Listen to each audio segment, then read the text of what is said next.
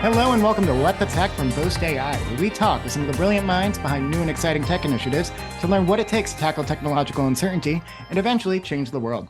Today, I'm thrilled to welcome onto the show Sean Languedoc, founder and CEO of Outforce.AI. Formerly known as Global Talent Accelerator, Outforce transforms outsourcing from a daunting task to a strategic asset to accelerate delivery for venture-backed companies. Outforce filters out all the noise and quickly matches clients with the best suited engineering agencies, filtering down to agencies that can not just deliver, but also seamlessly blend with existing company culture. Sean's team at Outforce have a database of over 77,000 software agencies from next door to offshore. They quickly get to the top 10 and do deeper due diligence from there so clients don't waste any time talking to any companies that aren't fit. Their unique approach has a remarkable 98% hit rate, enabling tech companies to ramp up their engineering capacity swiftly and confidently without a dent in quality, cost, or time. But this is just one pillar of Sean's story, as he spent more than 25 years immersed in the tech space and has built 4 companies from idea to thriving enterprises. He continues to immerse himself in the startup ecosystem as a mentor, guiding budding entrepreneurs through the complex landscape and providing them with the resources and network to thrive. Can't wait to learn more about his experience to date, advice for founders today, and his plans for the future. So without further ado, welcome to the show, Sean. Thank you very much, Paul. Nice to be here. Oh, I am so happy to have you, and I hope you forgive me for maybe butchering your last name at the top there, but I'm so glad that we can chat today, Sean. Actually, for a Bostonian, that was an awesome accent. I was going to say, I warned you at the top. My accent is hard to crack sometimes, so I'm glad that I could roll with it. That is great news for a Friday. So yeah. Diving right in, Sean, for starters, tell me a bit about yourself. Where are you based and why, and how did you get into the startup space to begin with? I've been in startups since for about 40 years, so that puts an age on me. Basically, straight into university, but not all tech.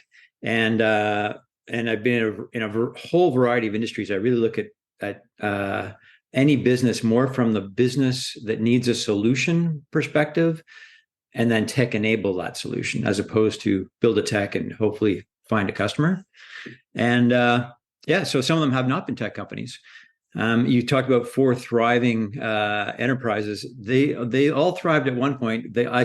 My line is, I built 4 tech companies, or led 4 tech companies, as the case may be. They all went south. 2 of them went to the States.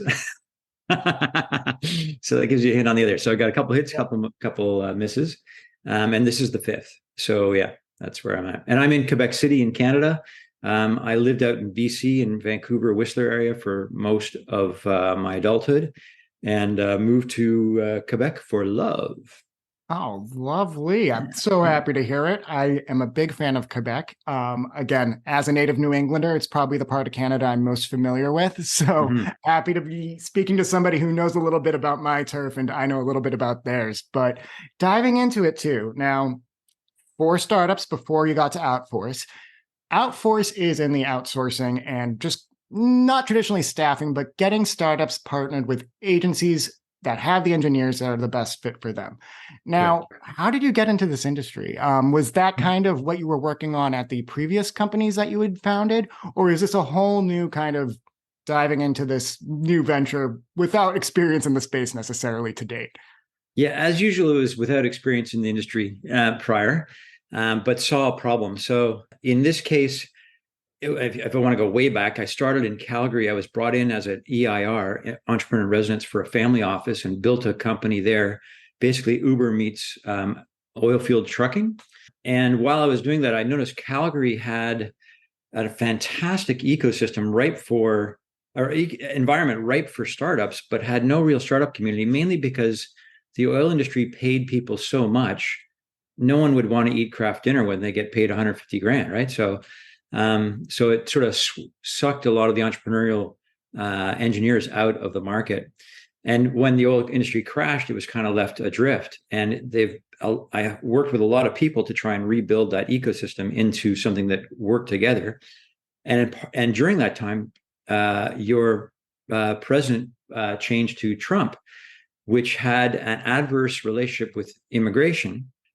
And I knew that, just from experience in tech, that some of the best engineers in the world come from the Middle East because of the maths and sciences education back there. And they would feel a little uncomfortable not being able to go home and come back to the United States. So I pulled some people down into the United States to check out Facebook, Google, and those, because we had a lot of reservoir engineers, which are really good at math. And you could plug some of those senior people into Canada, put an engineering team around them that knew maths, and away you go. You had a remote office. That was just for fun to help Calgary get a little base hits. And we got a few from Apple, Google, and the likes. And then the next thing was the H-1Bs, right? Which is really targeting tech services companies, mostly Indian. If your H-1B was expiring, usually you would be able to get a pretty much automated renewal until you get to the green card status. But the US has an immigration policy that's based on quotas by country. And with most of the H-1Bs being Indian, that wait list is 10, 20 years in some cases. So here you had people who had been in the country for 18 years working in technology, maybe even built their own companies, kids growing up in the country, and this year you're expiring, go home. And so that started the business, sponsoring the visa of high-end engineers whose visa were expiring, bring them to Canada, sponsoring their visa with our really effective and fast work permit system for tech workers. Within 2 weeks, we could get a work permit, and I would contract those people right back to the US. All of a sudden, I was in the recruiting business. And then people in Canada started to ask me for, hey, you got all these engineers coming in, can you get me some? And then it turned into an international recruiting business. And that worked really well for a while. And then all of a sudden, we had this little disease called COVID that wiped out anybody moving anywhere. Yep. So I had to pivot. And that's how this started. Basically, I looked at what I was going to do. And obviously, remote was going to be okay. In fact, better than ever. And honestly, moving people into the country and sponsoring their visa and getting them a job and all that stuff it's a tough business because it's one and done, and you start your business all over again. Whereas recurring revenue in the contracting business is much more attractive. So the pivot was to look at something that I'd suffered from every time I started a company. You grow to a certain point, and either you've got to build something for a trade show or build a front end for a big enterprise customer or whatever the case is. At one point, you need some non-core engineering work or additional capacity that you don't have faster than you could ever do it. So you look at outsourcing. And when you're outsourcing, it's the opposite problem of hiring an engineer. It's like, when you're hiring a really senior, good engineer, that's a perfect fit for your company. It's like very slim pickings. There are oases some places, but not very good. When you're looking at outsourcing, it's like water everywhere, but not a drop to drink, right? So what we decided to do was leverage our understanding of international markets, and then use that to start as a starting point to figure out who's good at what, in what outsourcing capacity, in what countries, and start to build a database from the bottom up. And then, and so that we could provide that filter against all the noise that is what's hitting your inbox every day and nobody ever trusts, right? Yeah. So that's how it started. Sean, that's long story. Sorry about that. It's a good story, though. I'm going to call back to a few points there. First off, the timeline I could follow so closely just because I'm like, oh, yep, this major world event or this major life event, it changed my career trajectory at the same time, too. But that first point you made about it not necessarily being about tech, but it is about providing a solution, solving an actual acute problem. So I find the founders who we have the best conversations with, at least on these shows, are the ones who aren't just trying to look at it differently. They're not looking at like, hey, I have this cool tech. Let's find somebody who will use it. Please use it. It's the ones who are thinking about the problem first and the solution that they can provide, and then modifying their approach from there. Whether it is driving unique innovation, something that would be shred qualifiable, or it's literally just melding together some pieces of other innovations to get that solution in place. 100%. It's about solving the problem, not just making something cool and shiny. So I love that. I think that's fantastic. Breaks my heart, but I totally understand how the United States does not make it easy for a lot of workers in general. You called back to our former president. Wasn't a great time in my world, at least when that had happened. But to your point about H-1B and just kind of the very, very unfriendly to immigrant environment that came about over that period too. That's where I feel like Canada was really able to kind of capitalize on what was Oh, a very friendly environment. And I'm thinking about it even beyond just migration and even beyond immigration. In my time here at Boast, learning about just how the government really funds new companies, funds immigration into the country, funds startups in the similar ilk to yours that are trying to get people over to Canada to help drive innovation here, but also, again, just puts money in their pockets. That's something that is so foreign to me as an American. We do have our R&D tax credits over here. We do have, I think, state by state, some really good funding programs, but at the federal level, nothing that even comes close to the Shred program from the CRA or any of the, even just like my tax, partnering with companies and individuals coming right out of school. So yeah.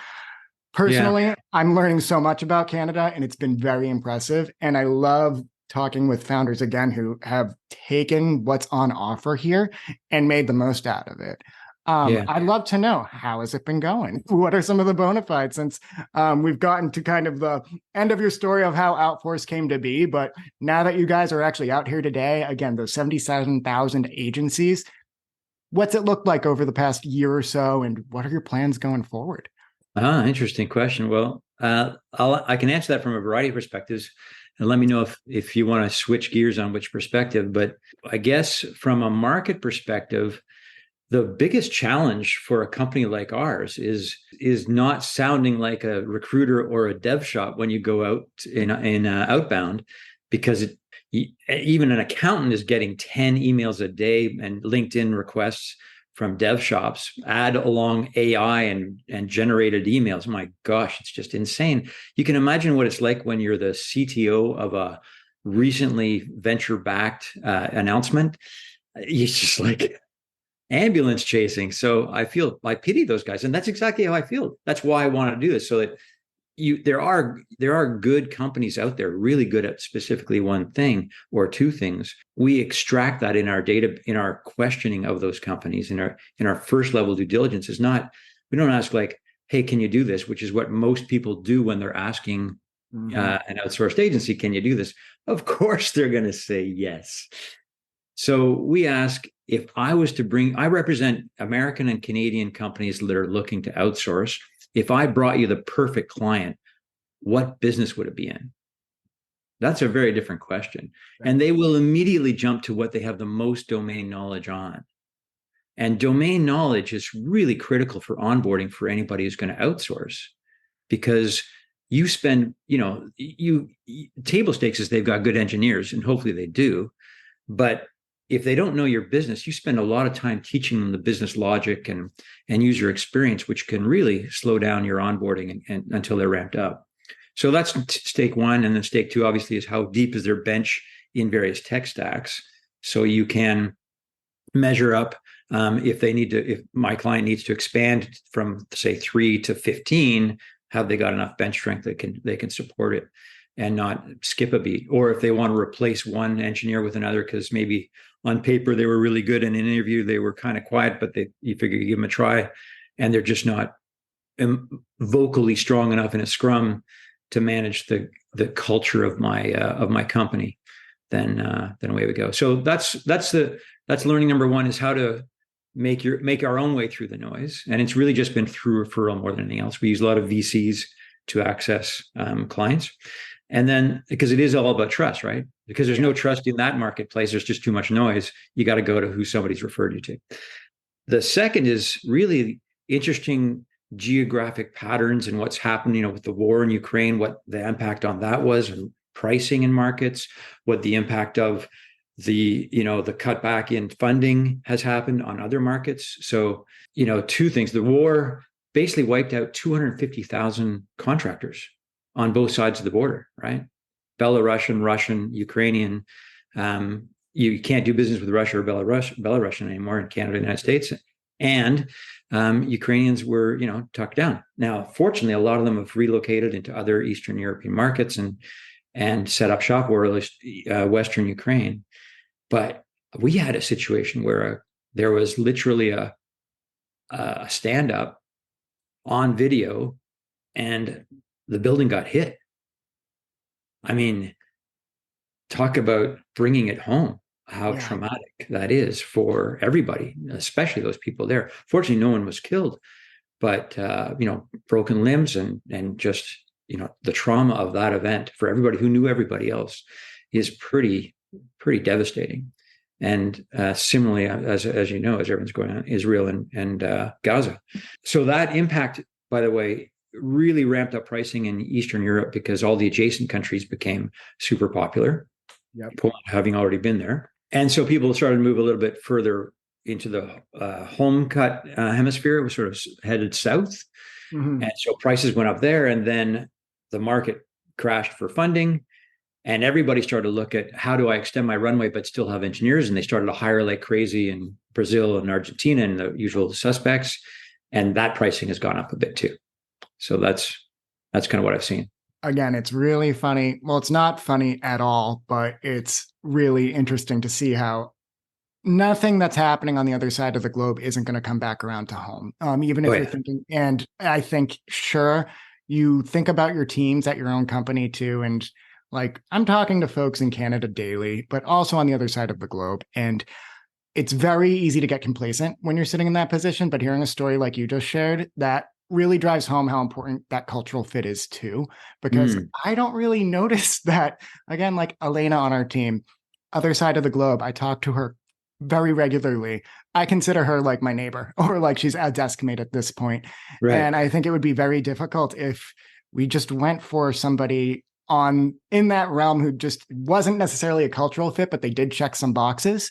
If there wasn't that first layer of due diligence that you were explaining about, like, what industry do you want to work in? What actual products do you want to work on? What actual solutions do you want to drive?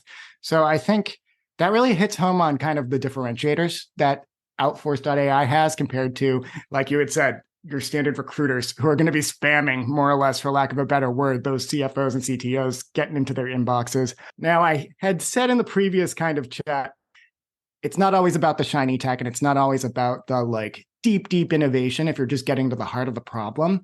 But what is some of the innovation that is built in here? I think that differentiator around the due diligence that you do to make sure that these agencies and these engineering offices are the best fit and that they're coming from markets that make sense for the companies that want to partner with them based on politics, geopolitics, or even just, again, cultural fit. What's some of the unique R&D that's gone into Outforce.AI? So first cut of due diligence. We do not have, just to be clear, deep dive due diligence on every one of those 77,000 companies. Of course not. But we do deeper dives when we get closer to the finalist based on our clients' preferences. And most importantly, based on who's available at the time that we're asking. So it's, the typical motion for somebody going for, they suddenly go, hey, we got to get this product ready for the show, right? Yeah. We got to bring in some hardcore engineers. Let's go find an outsourcing agency. So first thing I do, Paul, do you know anybody? Right? Yeah. Well, Paul, may know somebody from health tech because that's your background. Mine is fintech, and I'm looking for. So that's a dud. Or even if they are fintech, they might not have anybody available. That's the key part, right? So then you go online and you look online. So nobody really has the time to go through all the data points that you need to figure out who's good, and then have a good process of actually filtering them out. So that's what we try and take over for everybody. And in the process, what we've really leveraged the powers of AI, and like I said, we're not an AI company, we're enabled.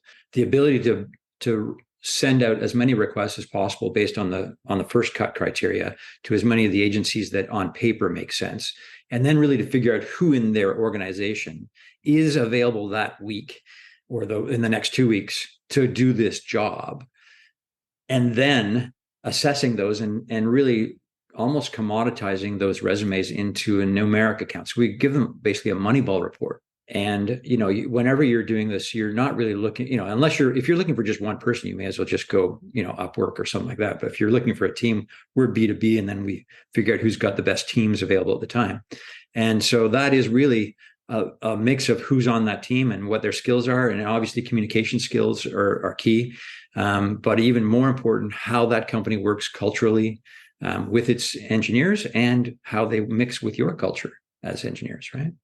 So those are our differentiators, I guess, in how we assess. I love that.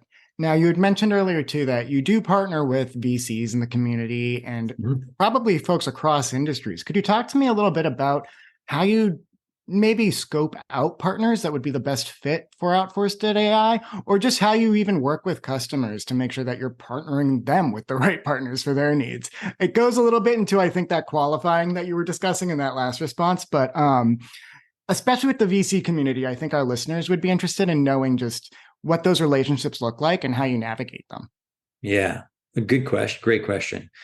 So at first, I have a good network of VCs because I've been in the business for a while and have got some venture capital in my past. I'm also a member of an organization called the C100, which is a great organization, mostly of expats down south of the border and mostly huddled around California, who help Canadian companies figure out what to do in the Valley and how to talk to VCs. So VC, I'm a big, in terms of go-to-market strategy, I'm always a channel-focused person. So affiliate partners, venture capital, PE, because in my case, it's the venture capital company that's given the check to the company saying, "Go grow fast," right? Yeah. Especially now because it's go-to-market strategies that are key. Your technology can be duplicated pretty fast, so you got to build that tech fast to get out there. If your product's not ready or you need to add products, so that's why I go to VCs. They're the ones who are motivated. Now, my biggest learning in the whole VC community is that they, yes, A16Z, Sequoia, and all these guys have brands, but really they're more like a real estate brokerage house in that they are each partners in a firm and they're really only fighting for their portfolio co, right? The greater sense of the whole, of course, adds to the value of what they're selling, right? That they've got a talent acquisition person, they've got all these other things. But I've gone to so many VCs where one partner's been a great partner, and I think, oh, this is great. They're going to tell everybody, and I go to the Monday morning meeting and tell everybody, and everyone's going to do this. Not a chance. Some VCs, some individuals, or even in the VC culture, they just are hands off. You guys do what you need to do, and that's their sell pitch. We're not going to get involved in your business. We're not going to tell you what to do. And VCs are competing for the deals, right?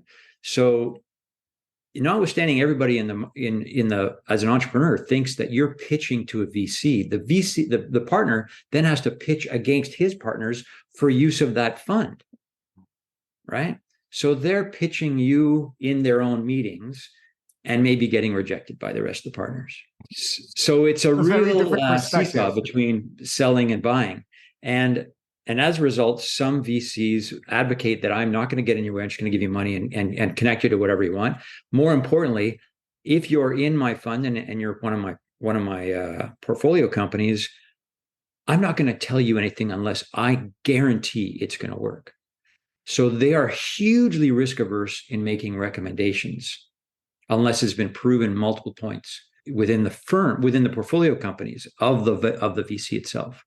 Mm-hmm. So I'm taking sort of a get lucky with a few of the partners and get the word spread out, but prove by execution from the bottom up. So I'll look at a portfolio company, the portfolio, see who has the most engineers that they need, and then try and work on that portfolio company before going upstream to the VC itself.